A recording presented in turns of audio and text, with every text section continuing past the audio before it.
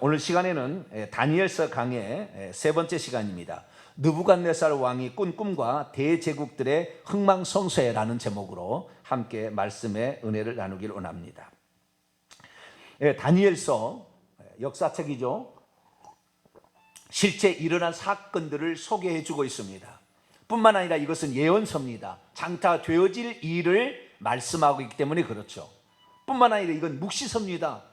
이 묵시서라는 것은 꿈과 환상을 통하여 장래에 일어날 일을 얘기를 하는데, 그것이 종말론적으로 하늘로부터 메시아가 오셔서, 그러니까 하나님께서 악과 선을 심판하셔서 이 권성징악을 이루신다, 그런 내용이 바로 이제 묵시록인데요, 묵시서인데요, 그런 묵시적인 성격을 동시에 가지고 있는 놀라운 책이 바로 이 다니엘서입니다. 그래서 우리는 이 다니엘서를 두 가지로 우리가 공부를 하게 될 텐데, 하나는 1장부터 6장까지 역사의 기록을 통하여서 또 간접적인 묵시를 우리가 보게 될 것이고요, 7장부터 12장까지가 이제 예언적인 책이고 묵시적인 책인데요, 이쪽에서는 직접 다니엘이 보았던 환상들, 그것들을 중심으로 세계 역사가 어떻게 종말을 향하여 가게 될 것인가, 이 부분에 관하여 살펴보게 되는데요, 다니엘서 1장부터 6장까지는 다니엘이 직접 경험하면서 우주 만물을 다스리는 이가 누구신가 라는 것이고, 신앙의 지조를 지키는 사람들을 하나님께서 어떻게 돌보시고 이끄시는 것인가, 바벨론의 포로로 잡혀가서 이 보잘것없는 사람이 되었다 할지라도 하나님을 신실하게 믿는 자들을 하나님 얼마나 사랑하시고 그를 귀히 여기는 것인가, 이런 부분들을 이 다니엘서 1장부터 6장까지는 우리에게 보여주고 있습니다. 그 중에서 오늘 우리가 이제 2장을 들어가게 될 텐데, 지난 1장에는 다니엘과 그의 세 친구들이 어떻게 왕의 자문위원으로 발탁되었는가, 그 과정에 아주 긴장이 있었죠. 왕이 준 진미와 음식과 포도주를 먹지 아니하겠다는 이 발표를 함에 따라서 상당히 긴장 관계가 있었죠. 모처럼, 아니 일생에 한 번 있을까 말까 이런 벼슬의 기회를 어쩌면 걷어차는 듯한 이러한 것이 있었으나, 이것이 하나님의 말씀에 순종하고자 하는, 다시 말해서 우상 숭배하지 아니하고 하나님 말씀을 따라가고자 하는 그 산의 진미가 결국에 피를 빼지 않는 음식이 있거나 아니면 우상에 바쳐진 이 제물이라 한다면, 그것을 먹어서 내가 과연 온전할 것인가, 하나님 말씀을 나는 불순종하기 싫다라는 결정에 한 14살 15살 먹은 이 아이들이 그것을 결정을 했는데, 하나님 그것을 너무 귀히 보시고 그들에게 복을 주셔서 학문을 깨닫게 하시고 지혜를 주시며, 또 다니엘에게는 환상을 깨달을 수 있는 이런 계시까지 주셨다라는 그런 말씀을 살펴보았습니다. 오늘 이제 2장인데요, 2장은 느부갓네살이 꾼 꿈, 드디어 다니엘은 환상과 꿈을 깨달아 알 수 있는 하나님의 지혜를 주셨다는데, 그 진짜인지 아닌지가 이제 드러나게 되는 그런 순간이 되었습니다. 그래서 이 느부갓네살이 자기가 왕이 된 지 2년째에 되던 해에 한 꿈을 꾼 그 꿈에 관한 이야기입니다. 이 꿈이 범상치가 않아요. 범상치가 않습니다. 그리고 이 꿈은 느부갓네살 왕에게 많은 걱정과 근심과 번민을 일으켰어요. 엄청난 꿈이었거든요. 그래서 그 번민을 일으키게 된 그 꿈을 해석해 달라고 했는데, 결국에 갈대아 술사들은 그걸 해석하지 못하게 되고, 다니엘이 어떻게 되어서 그것을 해석하게 되었는데, 그 해석을 통하여서 이 느부갓네살 왕이 유대 나라 남유다의 포로로 잡혀온 그 나라의 신이 최고의 신이다 라는 것을 말을 고백하게 되고, 다니엘을 자기의 둘째 치리자로 삼게 되고, 다니엘의 세 친구들을 지방 장관으로 임명하게 되는 그런 계기가 되었다라는 내용 중심으로 되어 있습니다. 자, 그러면 오늘 이 느부갓네살 왕이 꾼 꿈, 이것은 과연 무슨 배경에 의해서 이렇게 생겼을까요? 이것부터 시작해서 하나님께서 오늘 우리에게 베풀어 주시는 많은 은혜들을 하나씩 살펴보도록 하겠습니다. 자, 그러면 먼저 1절에서 3절까지 말씀을 다시 한번 읽어보죠. 배경이니까요. 시작. 느부갓네살이 다스린 지 2년이 되는 해에 느부갓네살이 꿈을 꾸고 그로 말미암아 마음이 번민하여 잠을 이루지 못한지라, 왕이 그의 꿈을 자기에게 알려주도록 박수와 술객과 점장이와 갈대아 술사를 부르라 말하며, 그들이 들어가서 왕의 앞에 선지라. 왕이 그들에게 이르되 내가 꿈을 꾸고 그 꿈을 알고자 하여 마음이 번민하도다 하니. 자, 여기 느부갓네살이 2년에 꿈을 꿨대요. 하나님께서 구약 시대에 하나님의 계시를 전달하는 그 통로가 있어요. 그 통로가 있는데 그 통로에 관하여서 히브리서 기자가 얘기한 것이 있습니다. 히브리서 1장 1절 한번 찾아봐요. 신약성경에. 자, 히브리서. 하나님의 계시의 통로에 관하여 히브리서 기자가 얘기를 하고 있어요.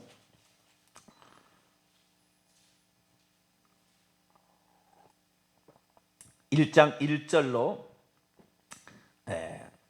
2절까지 한번 읽습니다. 시작. 옛적에 선지자들을 통하여 여러 부분과 여러 모양으로 우리 조상들에게 말씀하신 하나님이 이 모든 날 마지막에는 아들을 통하여 우리에게 말씀하셨으니 이 아들을 만유의 상속자로 세우시고 또 그로 말미암아 모든 세계를 지으셨느니라. 구약의 하나님의 계시의 전달의 통로는 선지자들을 통하여 말씀을 했다는 거예요. 하나님께서 선지자들에게 뭘 보여주시고 그 다음에 선지자들에게 음성을 들려주셔서 얘기하셨는데, 이 예수 그리스도를 통하여는 계시가 누구로 왔어요? 아들을 통하여 왔다는 거예요. 예수 그리스도를 통하여서 하나님이 말씀하셨다. 그러니까 만약에 하나님의 음성을 듣고 싶다 그러면 구약시대 누구에게 찾아가야 돼요?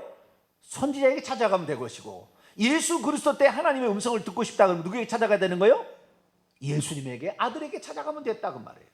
그런데 이 구약시대에 계시의 통로가 선지자들만 있었느냐? 물론 선지자들도 말씀을, 어떤 계시를 받기는 받았지만 다른 사람들도 받기는 받았어요. 예를 들어서 야곱이나 요셉은 꿈을 꿨단 말이죠.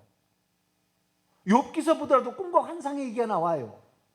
그래서 꿈과 환상도 간접적인 하나님의 계시의 통로였음을 알 수가 있어요. 특별히 이 꿈과 환상은 언제까지 많이 유효하냐면 아들이 올 때까지 구약적인 계시의 통로였습니다. 그래서 예를 들어서 예수님께서 잉태하게 될 때에 요셉에게 누가 나타나요? 천사가 나타나죠. 꿈속에 천사가 나타나가지고 마리아 데려오기를 무서워하지 말라, 이렇게 꿈에 나타나 꿈이라고 나와요. 거기에 나옵니다. 뿐만 아니라 이제 헤롯 대왕이 아이를 죽이니까 빨리 도망치라, 꿈을 통해서. 또한 그 동방 박사도 꿈 가운데 빨리 그 헤롯 만나지 말고 가라, 이렇게 얘기하므로 꿈이라는 것이 어쩌면은 예수 그리스도께서 태어나기 전까지는 상당히 많은 간접적인 계시의 통로였어요. 그래서 꿈과 환상이 종종 등장합니다. 그래서 구약 시대는 꿈과 환상을 꾸거나 아니면 그것을 해석할 수 있는 능력자가 대단한 능력자, 대단한 능력자. 어디나 그래서 꿈 해몽가가 있고, 우리나라도 뭐 그런 게 있었잖아요. 그래서 이 느부갓네살 왕도 꿈을 꾸게 되는데, 자, 이 느부갓네살이 꿈을 꾸게 된 것이 우연히 꿈을 꿨을까요? 아니면 하나님이 꿈을 꾸게 했을까요? 우리들의 삶에 꿈을 꾸게 되면 개꿈이 있어요, 없어요? 개꿈? 개꿈 없나요? 개꿈이라고 하죠. 별로 의미 없는 꿈을 개꿈이라고 하잖아요. 개꿈이 있겠어요, 없겠어요? 사모님 물 한 번 더 주세요. 개꿈이 있겠어요, 없겠어요? 개꿈이 있다니까. 개꿈이 별로 의미 없는 꿈도 있어요. 그런데 어떤 의미 있는 꿈은 생생하게 기억에 남아요. 의미 없는 꿈은 그냥 지나갑니다, 이 이슬람만한 꿈들은. 그러나 어떤 꿈이 생생했다 또는 반복적이었다, 그런 것은 어떤 계시가 있는 거죠. 우리 인간은 영적인 존재이기 때문에 그런 것을 알 수가 있어요. 그래서 생생한 꿈 또는 어떠한 그 두 번 연거푸 꾸는 꿈, 요셉 같은 경우도 바로가 꿈을 꿨는데 연거푸 꿈을 꾸잖아요. 그래서 그것이 의미가 있는 꿈이듯이 꿈은 우리에게 있어서 상당히 계시의 통로가 아닐 수 없어요. 자, 그런데 느부갓네살이 왜 꿈을 꾸게 됐는지 자기가 얘기를 합니다. 뭐라고 얘기하냐면 그가 꿈을 꾸고 마음이 번민하여 잠을 이루지 못했다. 내가 꿈을 꿨는데 그 꿈 때문에 잠을 이루면. 그런데요, 그때 무슨 일을 하고 있었는지 이 하나님께서 다니엘을 통해 알려줍니다. 자, 2장, 다니엘서 2장 29절을 한번 봐봐요. 29절을. 사람은 어떻게 해서 꿈을 꾸게 되는지, 그 이유가 여기에 좀 나와 있습니다. 시작. 왕이여, 왕이 침상에서 장래일을 생각하실 때 은밀한 것을 나타내시는 이가 장래일을 왕에게 알게 하셨사오며. 자, 왕이요, 왕이 침상에서 장래일을 생각하실 때 은밀한 것을 나타내시는 이 하나님이시죠. 하나님께서 꿈을 꾸겠다는 거예요, 이 꿈은. 그리고 이 왕이 뭐하고 있었을 때? 침상에서, 침대맡에서 미래에 되어질 일들을 생각하고 있었을 때. 여러분, 꿈을 왜 꾸냐면요, 꿈은 대부분 깊이 그에 고민하고 있는 문제가 꿈을 꿔줘요. 고민하고 있지 않는 문제는 꿈이 잘 안 꿔지고요, 물론 꿈을 꿀 수 있습니다만은 고민하고 어떤 문제가 내 깊이 생각했으면 꿈을 꿉니다. 그래서 꿈은 반대로 해석하라 뭐 그런 말도 있어요. 왜냐하면 너무 염려를 많이 해가지고 꿈속에서 악몽을 막 꾸는 거예요. 악몽을 꿔가지고 막 이렇게 하는데, 그것은 반대로 생각하라 그런 말이 있잖아요. 그렇지, 늘 생각하던 것을 꿈을 꾸게 되는데, 미래에 되어질 일을 왕이 생각했을 때 하나님께서 꿈을 꾸게 한 거예요. 자, 그러면 하나님께서 왜 꿈을 꾸게 하셨을까요? 우리는 여기에 놀라운 사실을 발견해야 돼요. 왜냐하면 느부갓네살 바벨론 대제국의 최고의 왕이었는데, 그러니까 지구 역사상 가운데 최고의 왕이라고 쳐줍니다. 이 느부갓네살 왕을 역사책에도 그렇게 쳐주는데, 어마어마한 왕이었는데 이 왕이 왜 꿈을 꿨느냐? 한마디로 다니엘 때문에 꿈을 꾼 거예요. 뭐라고요? 다니엘 때문에 꿈을 꾼 겁니다. 왜 다니엘 때문에 꿈을 꿨냐? 다니엘이 지금 이제 3년 동안 왕궁 자문위원으로서 훈련을 잘 받았고, 그래서 이제 왕궁 자문위원으로 발탁이 됐어요.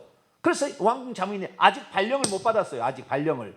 어디서 있어야 될 것인지, 왕궁에서 있어야 될 것인지, 지방으로 나가야 될 것인지, 아니 지방으로 나가야 된다 할지라도 발령을 내야 될 거 아니에요. 발령을. 아직 발령이 안 난 상태에 있다 그 말이에요. 발령이 안 난 상태에 있는데 하나님께서 이 다니엘하고 다니엘의 세 친구, 근데 우리가 1장에서 공부했습니다마는 유다에서 포로로 잡혀간 가운데 왕궁 자문이 되도록 선택한 사람이 다니엘과 세 친구가 있었던 게 아닙니다. 남유다에 다른 사람도 많이 있어서요. 그런데 그 다니엘과 다니엘의 세 친구들이 이 어린 나이에 하나님의 말씀에 순종하고자 하는 강력한 열망으로 자기 뜻을 정하여, 하나님 말씀대로 나는 순종하며 살겠다, 이방 나라에 와서 나 출세를 위해서 사는 것이 아니라 하나님의 말씀대로 살겠다라는 그런 결정을 내리게자 하나님께서 얼마나 어여삐 여기겠어요. 그죠? 하나님 어여삐 여겨가지고 왕의 환관장에게 또 거기에 중간 관리직에게 은혜를 베풀게 하셔서 채식만 먹어도 관계 없도록 이렇게 만들어줬잖아요. 그런데 그것은 아무것도 아닌 거죠. 이제 하나님께서 진짜 그 어렸을 때 그 소년들의 그 갸륵한 하나님을 향한 그 고백들을 하나님께서는 기억하셨다. 그래서 그들의 그 상태를 복을 주시고 싶은 거예요. 복을 주시고 싶어. 그런데 어떻게 복을 줘야 되느냐? 다니엘은 꿈과 환상을 해석할 수 있는 능력이 있잖아요. 그러면 꿈과 환상을 해석할 수 있는 자리가 있어야 진가가 드러나지. 자리가 없는데 어떻게 그걸 알아요? 요셉이 꿈을 그렇게 잘 꿨지만 진짜 진가는 어떻게 해요? 그가 감옥에 갇혔을 때 술 맡은 관원장과 떡 맡은 관원장의 꿈을 해석해 줘서 비로소 어떤 해석이 나와서 그것이 입에 들어가가지고 결국에 애굽의 국무총리가 된 거 아니에요? 그렇듯이 마찬가지로 요셉이가 아니라 이건 다니엘이 하나님의 마음에 들어 어린 것들이 그 갸륵한 마음을 품었다 그 말이에요. 내가 너희들을 복을 주고 싶다 그래. 하나님께서 복을 주고 싶은데 어떻게 복을 줘야? 절대 세상에 할 수 없는 것을 해야 어이구 너는 대단하다 이렇게 인정을 해야 될 거 아닙니까? 그런 자리가 필요한 거예요. 그래서 어떻게 했냐? 이 다니엘로 하여금 꿈을 꾸게 한 거예요. 그러니까 하나님이 꿈을 꾸게 했기 때문에 하나님께서 그 꿈의 내용까지 나중에 다니엘로 하여금 보여준 거예요. 어떻게 알 수 있느냐? 잘 보세요. 느부갓네살 1절입니다. 느부갓네살 왕이 다스린 지 2년이 되는 해. 2년이 언제냐? BC 603년입니다. 몇 년이라고요? BC 603년. BC 603년에 이 느부갓네살이 꿈을 꿨어요. 그런데 이 BC 603년에 꿈을 꿨는데 이 꿈을 꾸기 전에 무슨 일이 있었느냐? 지난 시간에 제가 힌트를 줬어요. 자, 에스겔서 11장을 한번 볼까요?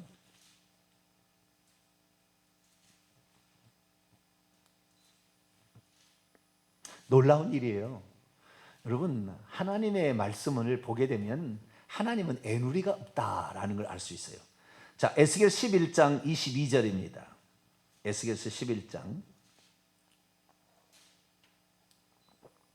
에스겔서 11장 23절 있습니다. 시작.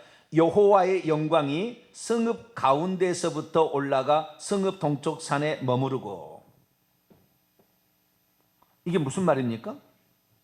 예루살렘이 멸망하기 5년 전에 하나님께서는 예루살렘에서 떠나요. 성전에서 빠져나갑니다. 영이. 그 성전에 있지 않았고 영이. 그래서 파괴가 일어나는 거예요. 하나님 버리니까 파괴가 나는데 그 영이 떠난 해가 BC 603년입니다. 그 영이 떠나서 어디로 갔어요? 바벨론으로 간 거예요. 하나님의 영이. 왜? 신앙의 지조를 지키기 위해서는 그 현장으로 간 거예요. 그래서 현장에 와 보니까 이 소년들이 이렇게 하고 있던 그런 상황이에요.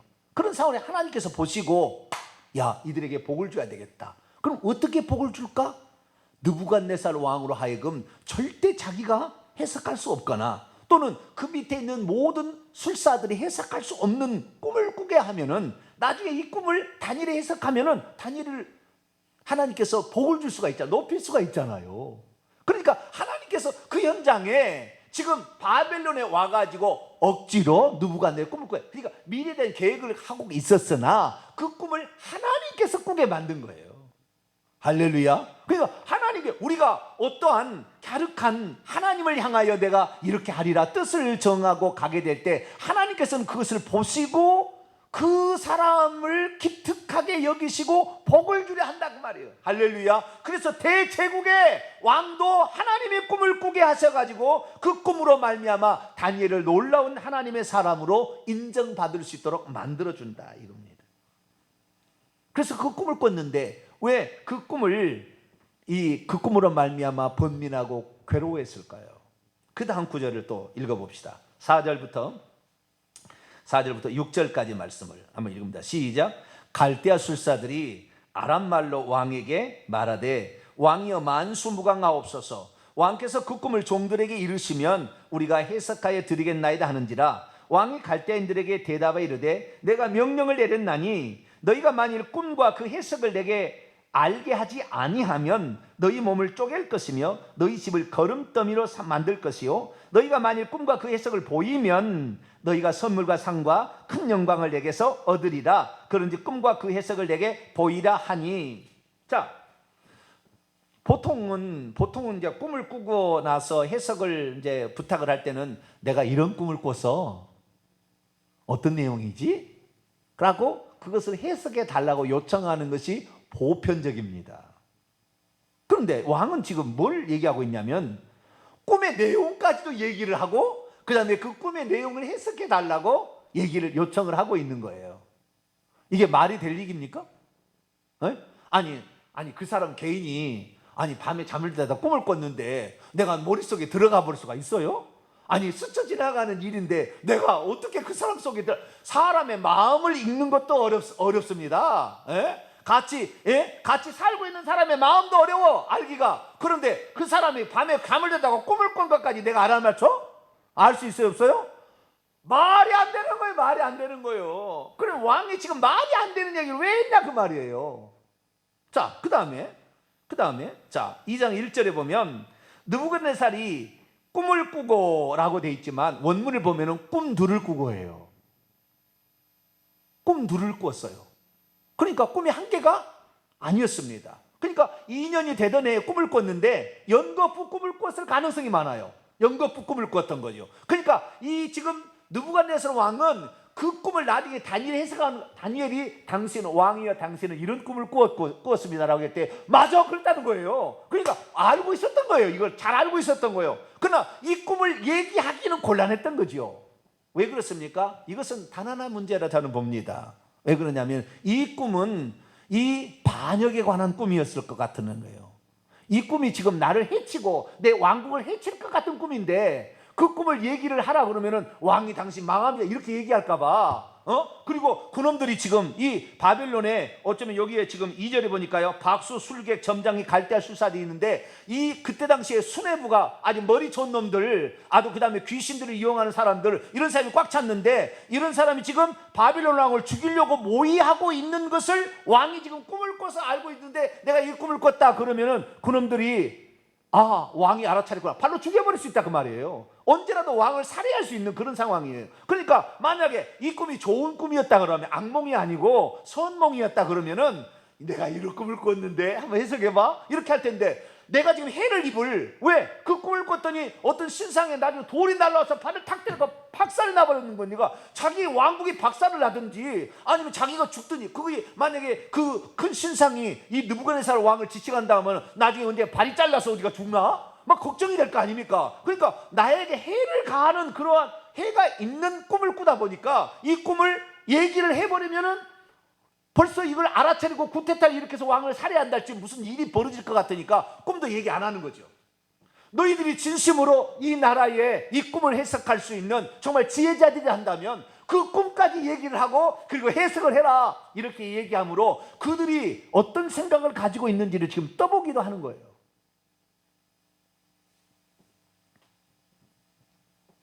그러니까 왕은 이 꿈을 몰라서 묻는 게 아닙니다. 이미 여러 번 꿈을 꿨어요.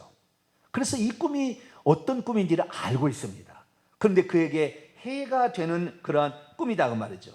왕의 모반을 일으켜서 왕을 죽일 수 있는 해석에 따라서, 얼마든지 해석을 그렇게 할 수 있잖아요. 해석에 따라서 왕을 누군가가 죽이러 온다, 뭐 이런 꿈일 수도 있다 그 말이죠. 그래서 이 꿈을 얘기할 수가 없었던 거죠. 왕국의 운명이 비참하게 될 것 같은 이 꿈을 이 느부갓네살이 꿨을 때 이것을 그대로 얘기했겠냐? 절대 얘기 안 한다는 거예요. 그러자 불러다가, 야, 내 꿈을 어떤 꿈인지 한번 얘기해봐라. 그러면 그들이 얘기하는 것을 통하여 그들의 속내를, 그들이 음모를 꾸미고 있는지를 확인할 수도 있잖아요. 그래서 얘기해봐라 그랬어요. 그랬는데, 자, 아까 얘기했습니다만은 내가 꿈을 꾼 꿈을 어떻게 알 수가 있냐고 말이에요. 어떻게?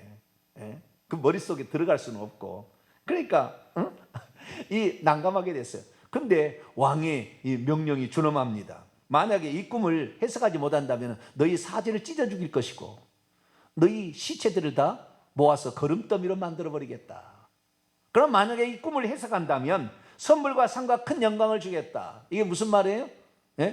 나중에 다니엘을 하나님이 높이려고, 다니엘을 높이기 위해서 다니엘에게 선물을 주고 상을 주고 큰 영광을 주려고 하나님께서 지금 느부갓네살 꿈을 꾸게 한 겁니다. 할렐루야. 우리가 하나님 앞에 잘하면 하나님께서 상대방이 복을 주지 않을 수 없도록 환경을 만들어서 복을 받게 하는 것이, 할렐루야, 이것이 성경의 가르침이에요. 여호와의 영광이 우상 숭배하는 저 바벨론, 남유다에서 떠나서 바벨론에 지금 포로로 잡혀온 그 사람이지만 하나님에 대한 신실한 신앙, 그것을 가지고 있는 자를 하나님 복 주시기를 원하신 그 마음이 여기 지금 그대로 이 느부갓네살 왕이 지금 전염되고 있는 상황을 가르쳐 주고 있는 것입니다. 그러자 바벨론 술사를 비롯한 여기에 네 종류의 사람이 나오잖아요. 박수, 술객, 점장이, 갈대아, 술사. 다들 역할이 좀 다를 겁니다. 약간씩은 분야가 다르고. 그런데 자, 우리는 왕의 술사들, 왕의 어떤 자문을 하는 사람들인데, 이 대표가 갈대아 술사입니다. 갈대아 술사가 이제 왕에 말합니다. 왕이시오, 아니 꿈을 얘기를 해야 우리가 그 꿈을 해석하지, 꿈을 얘기도 하지 아니하고 그렇게 하는 것은, 그런 일은 과거에 어떤 왕도 그런 일이 없었습니다. 이렇게 얘기를 하는 거예요. 자, 10절 보세요. 갈대인들이 왕 앞에 대답하여 이르되, 세상에는 왕의 그 일을 보일 자가 한 사람도 없습니다. 어떤 크고 권력 있는 왕이라도 이런 것으로 박수나 술객이나 갈대에게 물은 자가 없었어요. 왕께서 물으신 것은 11절, 어려운 일입니다. 육체와 함께 살지 않은 신들 외에는 왕 앞에서 그것을 보일 자가 없습니다. 스스로가 이렇게 다 지금 얘기를 해요. 왜? 이 모든 내용이 지금 다니엘을 통하여 하나님께서 일하시려고 지금 작업하고 있는 거죠, 사람들에게. 그런데 세상 사람은 전혀 모르죠. 전혀 모르죠. 왕은 지금 어거지를 피우고 있습니다, 뭐 이 말이에요 지금. 그렇게 얘기해요. 그런데 왕은 그 얘기를 하게 될 때 저놈들이 무슨 꿍꿍이 속으로 내가 어떤 지금 생각을 가지고 있는지를 벌써 알아차렸나? 이것들을 죽여야 되겠네. 역사적으로 말이죠.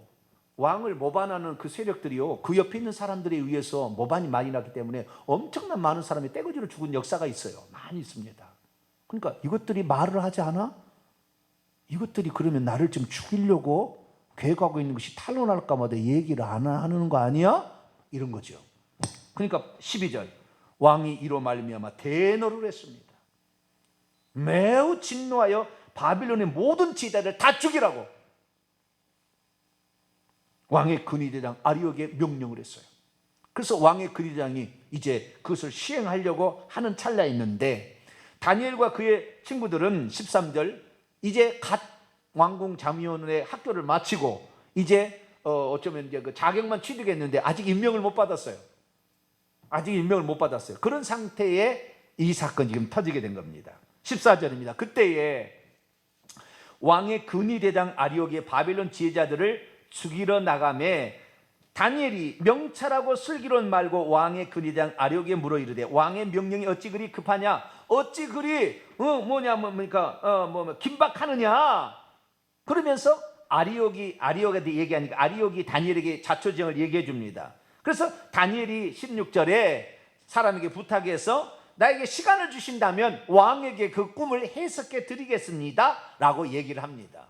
자, 그러면 지금 다니엘도 죽임을 당할 입장에 있나요? 다니엘이 자초지종을 설명을 받을 입장에 있나요?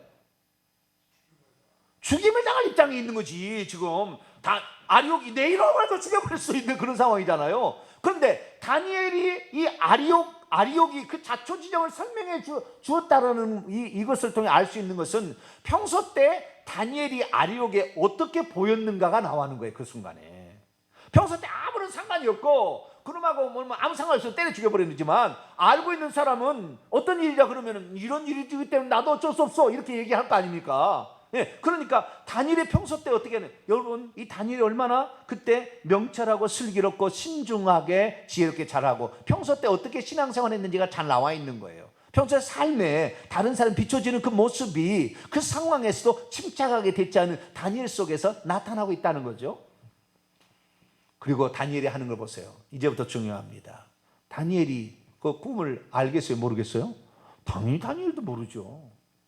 그래서 다니엘이 선택한 것은요, 친구들에게 기도를 부탁한 거예요. 여러분, 어려운 일이 닥칠 때 기도할 수 있기를 바랍니다. 그리고 기도를 부탁하세요. 기도를 합심하여 두세 사람이 모인 것은 나도 그들 중에 있다 하듯이 합심 기도가 훨씬 더 큰 역사를 이룰 수가 있는 것이죠. 그래서 이 다니엘은 그 문제에 대해서 다니엘도 아직 모르죠. 전혀 모르지만 하나님께 기도하자라는 생각으로, 자 17절입니다. 다니엘이 자기 집으로 돌아가서 그의 친구 하나냐와 미사엘과 아사랴에게 그 일을 알리고, 하늘에 계신 하나님이 어떤 두 가지 기도 제목을 하는데, 이 은밀한 일에 대하여 불쌍히 여기사 그 꿈의 내용을 알게 하시고, 다니엘과 친구들이 바벨론의 다른 지혜들과 함께 죽임을 당하지 않게 하기를 그들로 하여금 구하게 했어요. 다니엘은 참 이타적인 삶이에요. 자기만 살려달라는 것이 아니라 바빌론에 많은 이런 지혜자들이 있는데 이 지혜자들이 다 죽는 거, 그의 집까지도 거름더미로 삼다 했거든요. 그러니까 그의 집까지 다 죽여버린다고 그랬다고요. 그의 가족들도. 그러니까 다니엘이, 아니 지혜자들 우리가 죽는 것은 상관이 없지만 그 가족들을 죽이는 것은 너무한 것이 아닌가라고 생각을 한 거죠. 그래서 저들을 살리려면 어떻게 할까? 그래서 기도를 부탁할 때 저들이 다 살아날 수 있도록 이렇게 다니엘의 세 친구한테 기도 부탁을 합니다. 그러자 다니엘의 세 친구와 다니엘이 함께 기도를 하죠. 그러자 19절에 바로 응답이 떨어집니다. 왜냐하면 지금 급하잖아요. 당장 때려 죽여야 될 그런 상황이잖아요. 은밀한 것이 그날 밤에, 원문에 그날이 있습니다. 그날 밤에 환상으로 다니엘에게 나타나 보였습니다. 그 느부갓네살이 꾼 꿈, 그 하나님이 꾸게 한 꿈이잖아요. 그 꿈을 그대로 다니엘에게 보여준 겁니다. 그러자 다니엘이 그때 그 보여준 기도 응답을 받고 어떻게 했는지 보세요. 하나님을 찬양합니다. 하늘에 계신 하나님을 찬송했어요. 다니엘이 말합니다. 영원부터 영원까지 하나님의 이름을 찬송할 것은 지혜와 능력이 당신에게 있기 때문입니다. 지혜와 능력은 어디에 있다?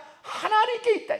여러분, 우리가 이 세상에 살 때 우리의 능력이 부족할 때, 우리가 지혜가 부족할 때 하나님께 간구하게 되기를 축원합니다. 지혜가 부족할 때 지혜를 주시고, 능력이 부족할 때 능력을 부어주시는 것이 하나님이시죠. 그래서 그 하나님을 찬송합니다. 그리고 그 능력이 무엇이고 지혜가 뭔지를 설명을 해줍니다. 첫째, 능력. 그분은 때와 계절을 바꾸시며 왕들을 폐하시고 왕들을 세우시고, 어떤 때와 계절을 다 천하 만물의 때와 기한을 정해서 움직이시며 심지어 왕들을 폐하기도 하고 세우시도 한다. 이게 하나님께 능력이 있다. 할렐루야. 지금 이 나라의 정부의 대통령도 하나님에 의해서 그냥 끝나는 거예요. 하나님이 다 쓰는 겁니다. 할렐루야. 그러니까 이 대통령도 잘 생각을 해야 돼요. 모든 지도자들이 잘 생각해야 되는 거예요. 그 주권이 하나님께 있다는 거예요. 능력이 하나님께 있다. 그 다음에 지혜자들에게 지혜를 주시고 총명한 자에게 지식을 주시도다. 그는 깊고 은밀한 것을 나타내시고 어두운 데 있는 것을 아시며 또 빛이 그와 함께 있도다. 은밀한 것까지 보여 알게 하시는 그 지혜로우신 그 하나님께 감사 찬양을 했습니다. 그리고 23절, 나의 조상의 하나님이여, 당신이 이제 내게 그 지혜와 능력을 주셨고 우리가 당신께 구한 것을 내게 알게 하셨사오니 내가 주께 감사하고 주를 찬양하나이다. 주께서 왕의 그 일을 내게 보이셨나이다. 그렇게 하면서 아리옥을 부릅니다. 나에게 왕으로 인도해 달라. 내가 왕에게 말하겠다. 그래서 다니엘을 데리고 왕이 들어가는데, 이 아리옥 왕은 자기가 큰 공로를 세운 것처럼 뭐라고 얘기하냐면 25절 보세요. 내가 사로잡힌 유다 자손 중에 한 사람을 찾아냈습니다. 그가 당신에게 이 해석을 왕께 해줄 겁니다. 찾아냈습니까? 다니엘이 부탁했습니까? 어쨌든 권력을 가진 사람들은 기회를 이용해서 어쨌든 자기가 잘했다고 이렇게 하려고 하여간 순간순간마다 이런 깨를 내는 것 같아요. 그러나 어쨌든 왕 앞에 나갔더니 왕이 너가 진짜 그 꿈을 해석하겠느냐? 그랬더니 다니엘이 27절 말합니다. 왕이 물으신 바 은밀한 것은 지혜자나 술객이나 박수나 점쟁이, 이런 네 종류의 왕의 가장 머리가 되는 이런 존재들이 왕께 보일 수 없습니다. 28절 보세요. 이게 중요합니다. 28절 읽습니다. 시작. 오직 은밀한 일을 나타내실 이는 하늘에 계신 하나님이시라. 그가 누구간에서 왕의 후일의 진리를 알게 하셨나이다. 왕의 꿈 곧 왕이 침상에서 머릿속으로 받은 환상은 이러하니라. 여러분, 여기에 보면 놀라운 사실이 있는데요. 자, 하나님이 그에게 자기에게 꿈을 꾸게 해가지고 알게 했다고 한다면, 왕이시여, 제가 그 꿈을 해석해 드리겠습니다. 그리고는 자기가 무슨 꿈을 잘 해석해주고 환상을 보는 사람처럼 자기를 딱 높일 수 있는 그 순간이잖아요. 그 순간에 자기를 내려놔요. 이 꿈은 하늘에 계신 하나님만 하실 수 있는 것입니다. 그분이 내게 가르쳐 줬습니다. 여러분, 우리가 살다 보면은 우리가 어떤 일을 해내는 순간이 찾아옵니다. 어떤 일을 해내는. 다른 사람도 살릴 수가 있잖아요. 지금 다 죽어갈 상황인데. 그런데 이 아리옥도 자기가 한 것도 아닌데 내가 이 사람을 발견했습니다. 뭐 이런 식으로 막 자기를 드러내려고 하는 순간에 이 다니엘은 뭐예요?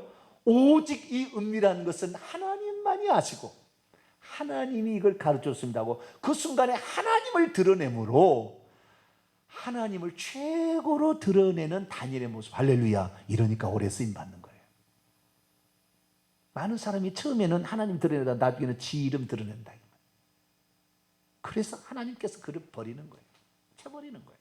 다니엘은 처음에도 자기의 뜻을 정하여 하나님만을 의지하고 하나님 말씀에 순종하려 했지만 이 결정적인 순간에 그 하나님을 드러냈다고 말이에요.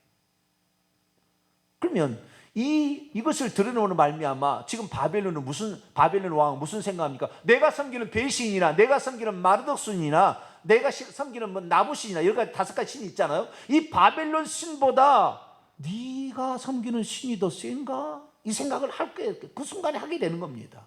그러면 한번 들어보자라고 한 거예요. 그런데 다니엘이 말한 걸 들어보자. 그냥 그 앞에서 그냥 나중에요. 다니엘이 그 꿈을 얘기를 하고 그 꿈을 해석하자 그 앞에 엎드려 버립니다. 성경을 보면 나중에 결과부터 얘기해 보죠. 자, 46절. 어떤 일이 일어났는가? 46절입니다. 이에 느부갓네살 왕이 엎드려 이제 뭐겠습니까? 14살이었다가 15살에서 3년 지났으면 19, 20살도 안 되는 이제 갓 청년인데, 20살 먹은 뭐 청소년인데 그 앞에 왕이 엎드렸다니까. 이 꿈의 해석을 딱 하자 엎드려 버렸다는 거예요. 그리고 다니엘에게 뭐요? 경배를 했어요. 절을 해. 예배를, 원문에 보면 예배했다고 나와요. 그러니까 이 다니엘이 이 꿈을 해석해 주게 될 때에 이 느부갓네살 왕은 신이 온 것으로 착각합니다. 신이 온 것으로. 그래서 그 앞에 예배를 드립니다. 엎드려서 절하고 경배하고 명하여 예물과 향품을 그에게 바치도록 하니라. 바치도록, 주도록이 아닌 바치도록이에요. 그러니까 완전 신을 숭배하듯이 다니엘을 그렇게 높여서, 그래서 다니엘을 높이게 되는데 47절 보세요. 다니엘을 높이게 될 때 다니엘이 느부갓네살 왕이 다니엘을 이렇게 어떤 조치를 취할 때에 얼마나 다니엘이 하나님을 높였으면은 47절에 왕이 대답하여 다니엘이 이르되 너희 하나님은 참으로 모든 신들의 신이요 모든 왕들의 주제시로다. 내가 능히 이 은밀한 것을 나타냈으니 내 하나님은 은밀한 것을 나타내. 다니엘 너 똑똑해, 너 훌륭해, 이렇게 해요. 네가 성경 하나님 최고야. 할렐루야. 얼마나 그 중간에 얘기할 때 하나님을 얘기했으니까 하나님이 나온다 그 말이야. 할렐루야. 그 순간에 네가 똑똑하다, 너 잘났다 이게 아니라 네가 섬기는 하나님이 최고다 이렇게 나오게 했단 말이야. 우리의 삶에 그렇게 되기를 축원합니다. 그때 하나님께서는 우리의 그 꿈을 해석하고 꿈 내용을 발표하는 그 현장에 목소리 하나님 듣고 있다는 거예요. 너가 과연 어떤 존재인가? 너는 과연 어떤 존재인가? 그리고 48절에 다니엘을 더욱 높여서 아까 얘기했잖아요. 귀한 선물도 주시고 그 다음에 바빌론의 온 지방을 다스리게 하고 바빌론 모든 지혜자의 어른 보세요. 그때 집단이 4개 집단이 있는데 4개 집단의 우두머리들만 거기 몇 사람 와 있을 텐데 그 모든 집단의 최고의 우두머리를 누구로 삼아요? 다니엘을 포로 잡힌 이제 20살도 안 된 청년을 삼았다. 결국에 이 꿈은 뭐예요? 하나님의 작전이었어요. 하나님의 계획이었습니다. 다니엘을 그렇게 하나님께서 복 주시기를 원하는 하나님의 마음을 이 바빌론 느부갓네살 왕의 꿈을 꾸게 해가지고 또 바벨 수사는 전혀 그것을 꿈도 알아채리도 못하고 해석도 못하게 하고 다니엘로 하여금 그것을 보여줘서 하게 함으로 다니엘이 이렇게 뛰어나다라는 것을, 그러니까 왕이 당신이 이 다니엘을 써라 라는 하나님의 묵시적인 어떠한 이 역사하심이 여기에 드러나 있는 것이죠. 근데 다니엘 보세요. 참 놀랍습니다. 49절 보면은 참 가슴이 따뜻해. 다니엘을 생각하면 가슴이 따뜻해. 자, 49절 시작. 왕이 또 다니엘의 요구대로 사드락과 메산락과 아벳느고를 세워 바빌론 지방의 일을 다스리게 하였고 다니엘은 왕궁에 있었더라. 누구를 하냐면은 다니엘은 친구들한테 기도해달라고 했잖아요. 기도하려고 해요. 자기를 위해서 중보 기도한 자에 대한 은혜를 베풀어. 자, 그 순간에 자기가 잘 되면 그냥 할렐루야 끝나는 것이 아니라 자기를 위해서 기도해 주었던 그 세 친구들을 은혜를 잊지 않았어요. 너희들이 나를 위해서 기도를 해줬기 때문에, 너희들이 기도를 해줬기 때문에 내가 이런 상태에 되었다면서 왕이시여, 내가 이렇게 된 것은 저들이 나를 위해서 기도해 준 덕분이니 저들을 지방장관을 주세요. 그래서 그러니까 졸업만 했지 아직 발령을 안 받은 상태에 있는 다니엘의 세 친구들도 지방의 장관이, 지방의 어떤 총독이 되도록, 지방의 최고가 되도록, 그런 사람이 되도록 청원을 해서 결국에 이 세 친구들이 지방에 가게 이렇게 지방 장관이 됩니다. 지방의 어떤 그 우두머리 도지사 이런 거잖아요. 도지사 이런 것을 이제 하게 됩니다. 그때에 3장으로 넘어가서 느부갓네살 왕이 나중에 한참 시간이 지난 다음에, 시간이 한 20년 지납니다. 지난 다음에 이제 진짜 자기가 꿈으로 봤던 그 금으로 된 신상을 세워서 절하게 합니다. 그러자 지방에서 도지사를 하고 있었던 세 친구가 와서 거기를 참여하게 되는데, 세 친구가 그 우상에게 절하겠어요? 안 하겠어요? 우상에 절 안 하면은 풀무불에다가 집어 던져서 녹여버리겠다. 아니, 느부갓네살 왕이 잔인하죠, 말이. 너희들의 사지를 찢어서 거름더미를 만들어 보겠다. 절하지 않으면은 극렬히 타는 불무불에서 너희들의 몸을 녹여버리겠다. 아유, 폭군은 말이 무서워. 말이 무서워. 근데 어쨌든 그러한 엄청난 일을 감행하는 느부갓네살인데, 느부갓네살 왕도 이 다니엘 앞에는 꼼짝을 못한다 그 말이에요. 왜? 말이 안 되는 것을 알고 있잖아요. 말이 안 되는 것을. 그럼 이 꿈 해석을 딱 한 다음에 다니엘이 어떻게 생각하겠어요? 다니엘의 말을 얼마나 깊이 있게 생각하겠습니까? 다니엘의 한마디 한마디인 것을 얼마나 귀중하게 생각하겠어요? 나를 위해서, 아니 저는 지 스스로가 저를 높인 것이 아니라 지가 섬기는 하나님만을 생각하고, 뿐만 아니라 이 나라에 위해서요, 나중에 말도 왕을 얼마나 존중하는 말을 하는지 몰라요. 꿈을 해석하고 나중에 또 꿈을 두 번 꿉니다. 또 한 번 이 느부갓네살의 꿈을 꾸는데 이 4장이 나와요. 한 나무에 큰 나무가 이렇게 있는데 새들이 막 깃들였다가 나중에 이제 이 미치광이가 되는, 짐승과 녹게 되는 어떤 그런 그 꿈을 꾸게 됩니다. 한 순찰자라 가지고 나무를 막 베버리거든요. 그래가지고 막 나중에 꿈을 해석할 때 다니엘 땅 이 꿈은 왕에게 이루어지지 않기를 저는 바랍니다. 그 왕이 이루어질, 나중에 미치광이 돼서 정신병이 걸려가지고 이 하나님을 높이지 않게 그 엄청난 복을 줬는데 그 복을 하나님께 영광을 안 돌리게 하나님이 쳐서 미치광이 되게 한다는 것인데, 이 꿈을 꾸고 난 그 꿈을 해석할 때 다니엘이 이 꿈은 왕에게 이루어지지 않기를 원합니다. 그 자기가 설령 우상을 숭배하고 하나님을 섬기지 않는 그러한 느부갓네살 왕일지라도 내가 당신을 섬기는 종으로서 나는 당신에게 충성을 맹세하고 나는 당신을 위해서 존재합니다라는 그 충성심을 통하여 이 느부갓네살 왕은 자기가 죽을 때까지 이 다른 사람은 교체해도 이 다니엘은 교체하지 않아요. 왜? 그 사람의 충심이 드러나니까. 할렐루야. 우리가 어쩌면은 우리가 예수 믿는 것 때문에요, 직장에 가면은 술을 안 먹을 수 있잖아요. 담배를 안 필 수 있잖아요. 그러면 야, 내가 오라가지고는 술잔 안 받아? 이 새끼, 이렇게 생각할 수 있잖아요. 그러나 그가 그런 현장 속에서도 그의 삶이 진실되고 그의 삶이 회사를 위해서 정말로 애쓰는 그 모습을 나중에 보게 되면 다른 사람은 다 버려도 그 사람, 예수 믿고 술 안 먹었던 그 사람을 쓴다 그 말이에요. 할렐루야. 그것이 바로 박정희 대통령의 일화예요. 박정희 대통령의 그런 장관들, 그런 그 별들이 있었습니다. 군대에 이 대장들이 있었어요. 이 박정희 대통령 앞에 가도 술을 안 마신 거예요. 이것이 내가 주는 술을 안 마셔? 그렇지만 그 사람을 가장 귀중하게 여기고 박정희 대통령이 나중에 그 사람을 가장 귀중한 사람으로 씁니다. 왜요? 그는 진실하니까. 그는 사기 안 칠 거니까. 그는 나를 해하지 않을 거니까. 그는 나에게 충성할 거니까. 그 전두환 때도 장세동이라는 사람이 그런 일이 있었다고 그래요. 그런데 어쨌든 이 그리스도인들은 어떤 사람이냐? 이 세상의 주인이라 할지라도 그 주인을 정말 두렵고 경외함으로 섬길 수 있는 사람이 돼야 됩니다. 할렐루야. 그 밑에 있으면 그런 사람이 돼야 되는 거예요. 진짜 그 사람을 위해서 때로는 직원도 해야 되는 거죠. 그냥 아부만 떨다가 간신으로 사는 것이 아니라 진실로 이 왕을 위한다면, 진실로 대통령을 위한다면, 대통령님 지금은 이런 상황입니다. 지금은 이런 상황입니다. 잘못 대통령이 얘기했다 기독교인들이 폭도라도 일으킬 것 같습니다. 정확히 얘기를 해줘야죠. 지금 상황이 어떤 것인지를 얘기를 해줘야죠. 다니엘은 자기가 높아질 수 있는 상황에 자기를 높이지 않아서 오직 하나님만 높였습니다. 할렐루야.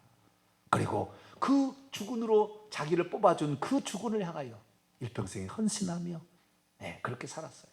그래서 우리가 이 세상에 사는 사람들이 어떻게 살아야 될 것인가를 우리에게 말해주고 있는 것이 바로 이 다니엘서입니다. 이 다니엘이 그래서 그 은밀한 것을 이제 그 해석을 하고 그 내용을 해석하게 되는데요. 그 내용이 이제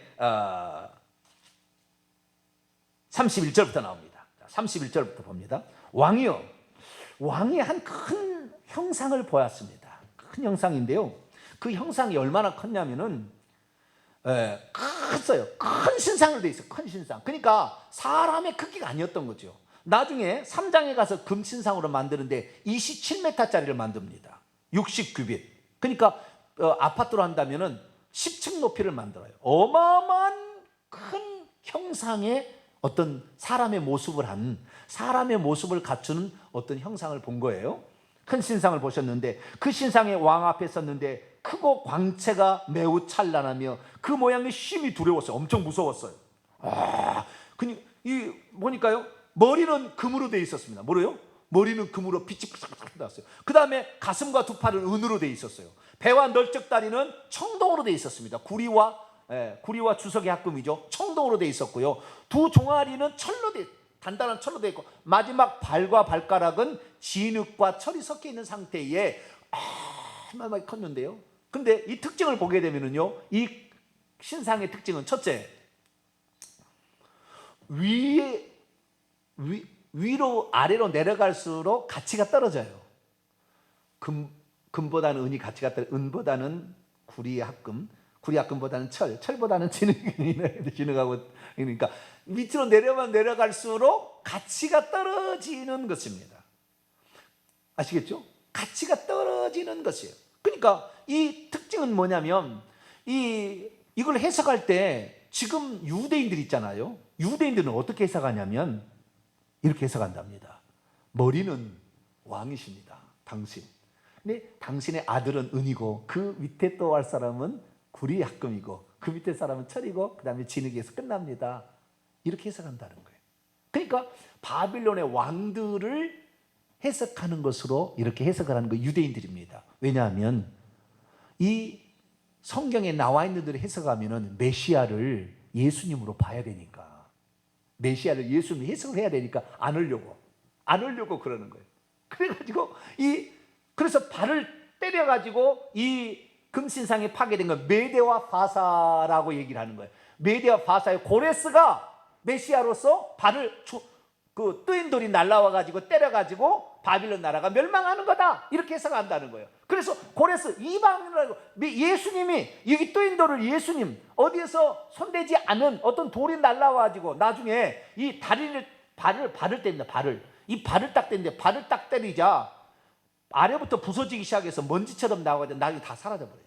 먼지처럼 없어지는 거예요. 원래 먼지처럼 안 없어야 되잖아요. 근데 먼지가 없어져 버립니다. 그리고 이 돌이 하나씩 늘어나더니 태산을 이루어서 큰 산에 돌이 가득하게 된 환상이 그 꿈이었습니다. 어떻게 네가 꿈을 이루길 알았느냐? 왕이시여, 이제부터 제가 해석을 해드리겠습니다 라고 해석을 합니다. 근데 그 해석을 들어보니까 유대인들의 해석은 틀린 거예요. 이 금으로부터 진흙까지 된 신상을 바벨론의 왕들이고 메대와 바사의 고레스 왕이 돌로 와가지고 쳤다, 이렇게 해석하는 것은 틀렸다는 게 나와요. 어떻게 나오느냐? 거기에 다니엘이 그렇게 해석한 데가 나와요, 아예 자체가. 자, 봅시다. 해석을 합니다. 36절입니다. 그 꿈은 이러한즉 내가 이제 그 해석을 여기 내가가 아닙니다. 1번을 각주를 보면 우리가 이렇게 돼 있어요. 히브리어는 원래 우리가로 돼 있다고 돼 있습니다. 아람어로 돼 있는데 여기는 우리가 돼 있어요. 왜 우리가입니까? 왜 우리가요? 다니엘이 사드락 메삭 아벤누고와 같이 이 기도를 해서 응답을 받은 거기 때문에 다니엘은 내가 했다고 얘기하더라고요. 사단은 맨날 내가 다 했죠. 아니, 우리가 할렐루야. 나가니까 우리가 회개 천국복음도 정병진 목사가 아니라 우리가 하는 거야. 할렐루야. 우리가 너무나 이 다니엘의 그 모습은요, 참으로 아름답습니다. 우리가라는 표현을 쓰게 되죠. 그래서 우리가 그 해석을 왕 앞에 아뢰입니다. 왕이요, 왕은 여러 왕들 중에 왕이십니다. 하늘의 하나님이 당신에게 네 가지를 줬습니다. 첫째, 나라 왕국을 주고, 둘째, 권세를 주고, 셋째, 능력을 주고, 넷째, 영광을 줍니다. 여러분, 예수 믿지 않아도 이 세상 살아가는 사람에게 이 네 종류가 돌아갈 수 있습니다. 예수 믿지 않아도요. 이 땅에 사는 사람이 하나님 주신 그 사람의 복입니다. 그 사람의 복. 그건 다 그렇지는 않겠지만 어떤 사람은 그런 왕의 복도 있는 거예요. 그래서 이 네 가지를 주었습니다. 누가 줬다고요? 하나님이. 여러분, 여기에 순간에서도요, 하나님을 높여, 금의 머리가 당신입니다, 당신이 위대합니다, 이렇게 아니라 하나님이 그걸 준 겁니다. 하나님을 그거 올려버려. 할렐루야. 얼마나 그 순간에 당신이 최고입니다, 이렇게 해야 되는데 그렇게 안 하는 거예요. 하나님이 당신에게 주었습니다. 38절, 사람들과 들으면서 공중의 새들 어느 곳에 있는 것을 막론하고 그것들을 왕의 손에 넘기사 다 다스리게 하셨으니 왕은 곧 금머리입니다. 하나님이 주셔서 왕이 금머리가 된 겁니다. 얘기한 거죠. 둘째, 39절, 왕을 뒤을 왕보다 못한 다른 나라가 일어날 것이요. 은이 뭐예요? 동이 뭐예요? 다 나라라는 말이에요. 나라. 왕이 아니라 나라다. 처음에는 왕이었지만 그 다음부터는 나라다, 그렇게 얘기합니다. 여러분, 그래서요, 바벨론 왕은요, 바벨론 나라는 66년 동안 통치가 되는데 66년 거의를 다 느부갓네살이 통치합니다. 여러 왕이 통치하다가 사라지고 느부갓네살이 있다가 나중에 마지막 왕이 다섯 번째 벨사살 왕인데, 벨사살 왕도 느부갓네살의 아들 사위 이런 거예요. 그래서 이 끝까지 바벨론의 왕이 계속해서 바벨론을 통치한, 그러니까 바벨론이라는 나라는 느부갓네살하고 그냥 같은 거라고 보시면 돼요. 그 나중에 이제 설명하겠습니다. 예, 그렇게 되고 왕을 뒤어 왕보다 못한 다른 나라가 일어날 것이요. 이게 이제 우리가 소위 말하는 메데와 바사 제국을 말하는 것이고, 셋째로 놋과 같은 나라가 일어나서 온 세계를, 놋은 이제 헬라 제국이라고 이제 해석을 합니다. 그것은 해석은 그렇게 할 수도 있고 안 할 수도 있어요. 예, 그렇게 하라는 법은 없습니다. 그러나 이제 그렇게 보통 합니다. 그 다음에 넷째 나라는 로마 제국인데, 강하기가 쇠 같으니 쇠는 모든 물건을 부서뜨리고 이기는 것이라. 쇠가 모든 것을 부수는 것 같이 그 나라가 문 나라를 부서뜨릴 것이며 찌을 것이며, 또 그 다음에 마지막 왕이 그 발과 발가락을 보셨는데 얼마는 토기장의 진흙이요 얼마는 쇠인 것을 보셨은즉 그 나라가 나누일 것이며, 왕께서 쇠와 진흙이 섞인 것을 보셨은즉 그 나라가 쇠같이 든든함이 있을 것이며. 이 로마 나라가 AD 476년에 동로마 서로마로 나눠지잖아요. 그래서 로마 나라가 원래 하나였지만, 하나에 지지됐지만 두 개로 나눠져서 476년에 동로마 서로마로 나눠집니다. 그래가지고 나중에 그 서로마 제국은 1500 몇 년이죠?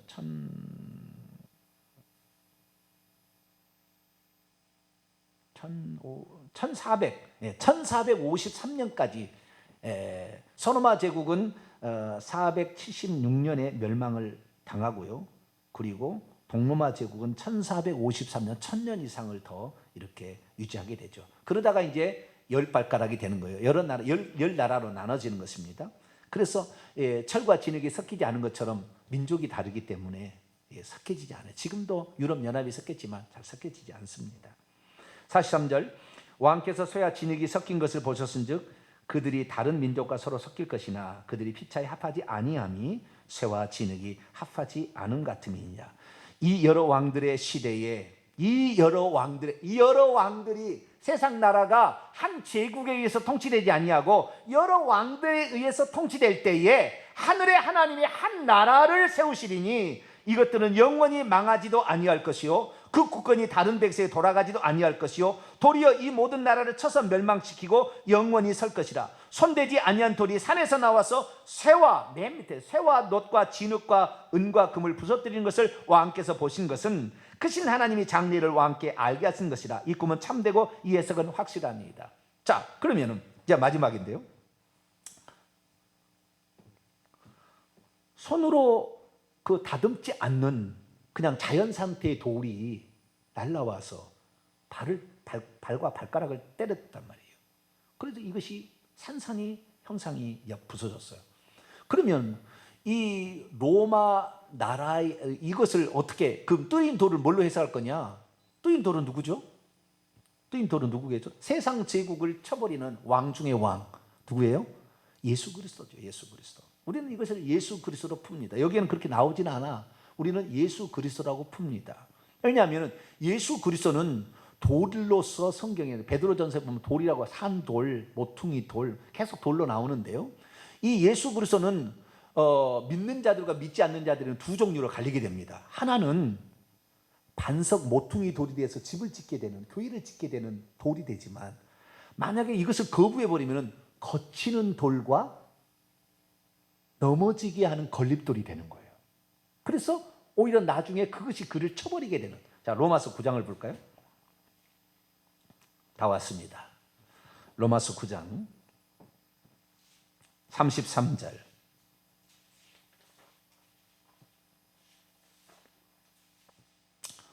로마서 9장 33절 읽습니다. 시작. 기록된 바다 보라 내가 걸림돌과 거치는 반석을 시온에 두노니 그를 믿는 자는 부끄러움을 당하지 아니하리라. 어떤 사람에게는 걸림돌과 거치는 바위가 된다. 그러나 그를 믿는 자들은 부끄러움을 당하지 않아. 이거 이사야서 28장 16절을 인용한 건데요. 거기에 보면은 보라 내가 한 돌을 시온에 두어 기초를 삼았노니 곧 시험한 돌이요 귀하고 견고한 기초돌이라. 그것을 믿는 자는 다급하게 되지 아니하리라. 여기에 한 부분 귀하고 견고한 기초돌이라는 것은 뺐어요. 여기 보면은 다 인용을 하지 아니고 이것은 70인역을 인용한 것인데 약간 다릅니다. 근데 히브리어의 원문에 보면은 그 돌이 두 가지 역할을, 하나는 시험한 돌이고 하나는 귀하고 견고한 기초돌이 된다는. 그래서 이 이스라엘 사람들은 예수님을 보고 뭐요?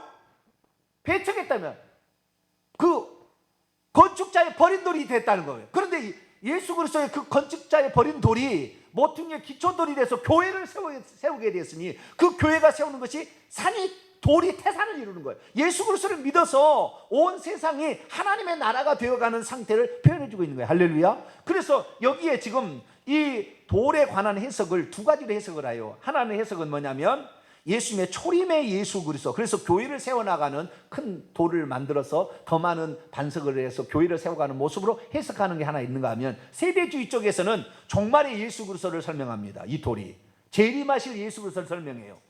그래서 이 발가락 시대가 엄청 오래 간다는 거예요. 그런데 여러분 이 형상이 지금 형상을 지금 소개하고 있을 때 머리, 그 다음에 머리는 바벨론, 가슴과 두 팔은 메디아 파사, 배와 널쩍다리는 헬라, 그리스, 그 다음에 두 종아리는 로마, 그 다음에 발과 발가락은 뭐예요?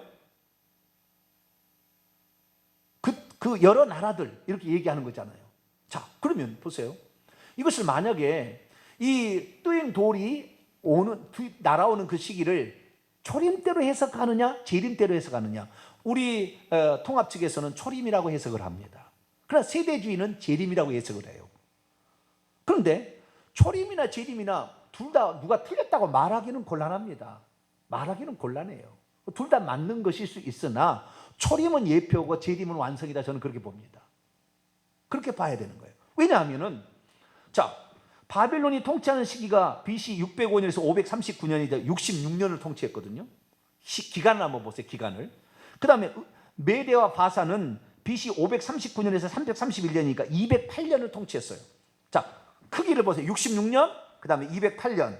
그 다음에 그리스 나라는 331년에서 168년까지니까 185년이에요. 그 다음에 185년. 그 다음에 로마 나라는 BC 168년에서 AD 30년까지, 예수님 30년이니까 하게 되면은 요 다리, 그 역할이에요.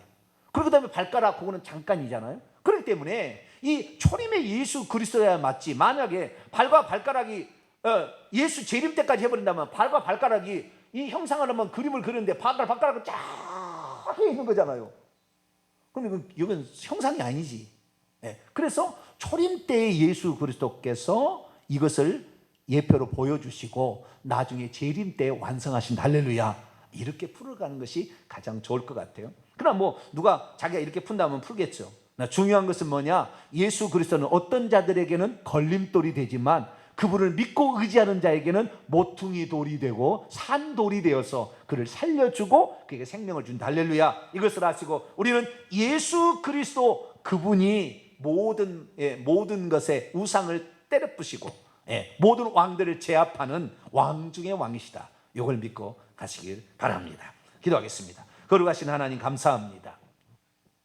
오늘 다니엘서 2장을 통하여 하나님께서 세상 역사의 주관자가 되심을 믿습니다. 그리고 한 사람의 하나님 마음에 드는 기뻐하는 사람을 높이고자 세상 제국의 왕들도 하나님이 흔들고 있다는 것을 보게 됩니다. 하나님, 우리가 어떤 형편에 처했든지 간에 하나님만을 온전히 신앙하여서 하나님이 나에게 복을 주시는 그런 현장을 우리가 발견할 수 있도록 하나님 겸손히 우리의 책임을 감당하는, 최선을 다하는 우리 모두가 되게 하여 주옵소서. 우리 주 예수 그리스도의 이름으로 기도하옵나이다. 아멘.